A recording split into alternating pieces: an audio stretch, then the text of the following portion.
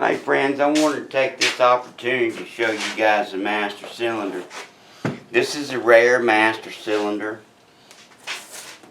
It's a 222 6821 caster number. Remember, the 6821s were generally put on the 440s and the ports face towards the engine.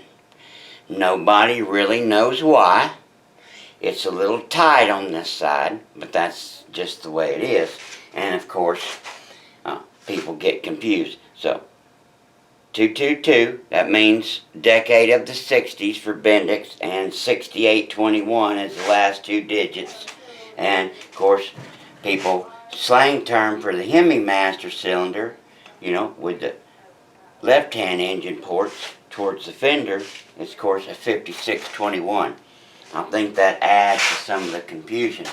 Now, this master cylinder was sent in by a client of ours working on a 70 Plymouth Superbird. He's up north of us, done some Hemi Cudas and a few other things. So he's a Texas boy, knows what he's doing.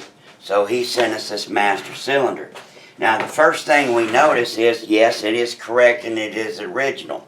First thing we notice is it has the wrong lid on it. No factory Mopar or anything else had that generic paragraph stamping to keep things clean and all that old bullshit. In 69 and 70, of course, that's what they called the brake fluid. In 69 and 70, use only J1703 brake fluid. In 67 and 68, it said something else. Are you with me? So it's missing the correct lid. That's the correct lid. Yes, these things were always black. The other thing that we're noticing is it's got that silly, stupid gasket on the back that's never supposed to go on the back of. Here's the booster this thing goes on. Tandem Bendix booster, super rare, 440 car. Hemi car. Okay. There is no gasket between the booster and the master cylinder. Never has been done. That is the sure signs of no bullshit shade tree mechanic deal. When the master cylinder wipers start leaking and they start dribbling, people put a damn gasket on there to hide it so it doesn't leak all the way down and force that brake fluid into the booster, which destroys the booster. Now, most of y'all have never seen this. So, when Bendix is doing this stamping, they were so concerned about that. That right there in the middle of the can is a drainage ditch.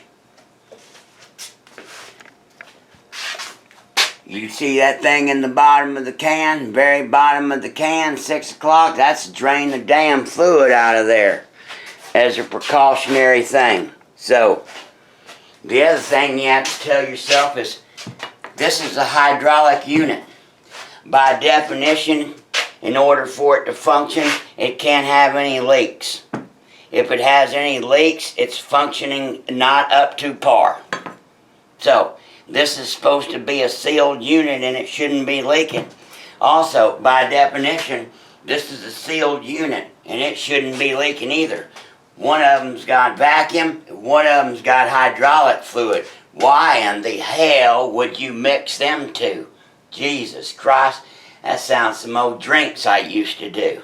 So, the other thing is, too, if you put the master cylinder on there, you've changed the push rod depth by putting a gasket on. And so, every little bit that you move this master cylinder out, the less function you get out of the brakes. Because the farther you move this out, the less this booster can depress that piston. Just common sense. Don't never think about it till you hear somebody mention it. So, moving on. Something really concerning. I want you to look at this gasket that we just pulled off. You can tell that this gasket has molecularly changed. It is not the same thing that it used to be. It's swole. It's swole, as my buddy used to say, my drinking buddy used to tell his wife, it's swole. Well, that's what happens when you get a mixture of dot 3 and a silicone brake fluid. Causes all the seals and the gaskets to expand and the wiper cups, which makes them drag, or this has been in contact with some petroleum distillate. So, i.e. gasoline, diesel, kerosene, or something like that. Really only two things do that. Silicone brake fluid and a mixture of dot 3 and its contaminants and petroleum. So, we know that the inside of these pistons and the seals are all swole. They've expanded and gotten a little bit bigger, and now they're going to drag. So, and of course, this is how it came to us. I'll show y'all what's in it. I need to dump it a little bit.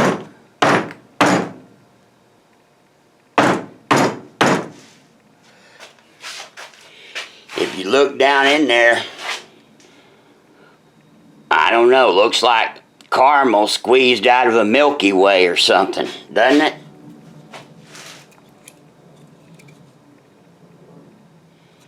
Yeah, so pretty dirty.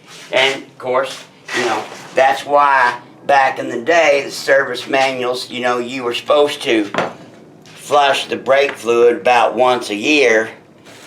And so you flush all the water out of there because original brake fluid is hygroscopic, and it has an affinity for water. So anyway, we'll send this one in and let Uncle Joe do it. Here's the right cap. Here's one that's all done for a client, for another Superbird.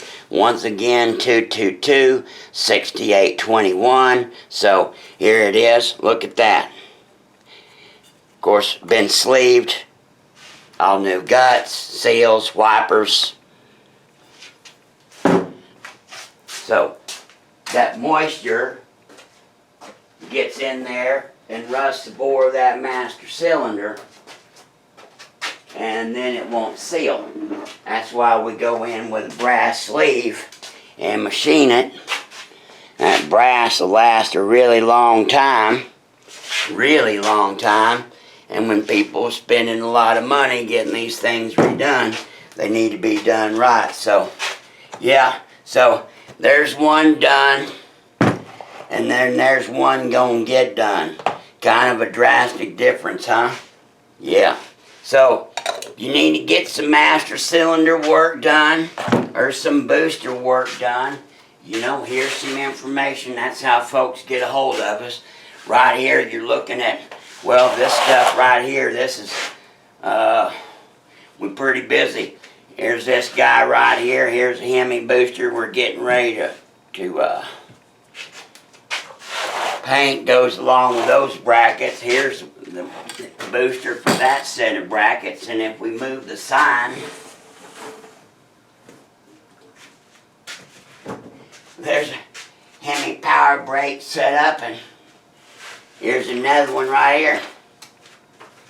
That's all the parts that go in a Hemi brake setup. Most people don't understand how many actual specialty parts that there are. So, yeah, send your stuff off to us, and we'll be more than happy to help you out. As far as I know, we're about the best there is in the business. I know I've done over 500 Hemi units, and that far exceeds anybody else on this planet Earth. I guarantee you, by at least a factor of probably 50. Okay, you guys be good. God bless you. God bless America. Bye.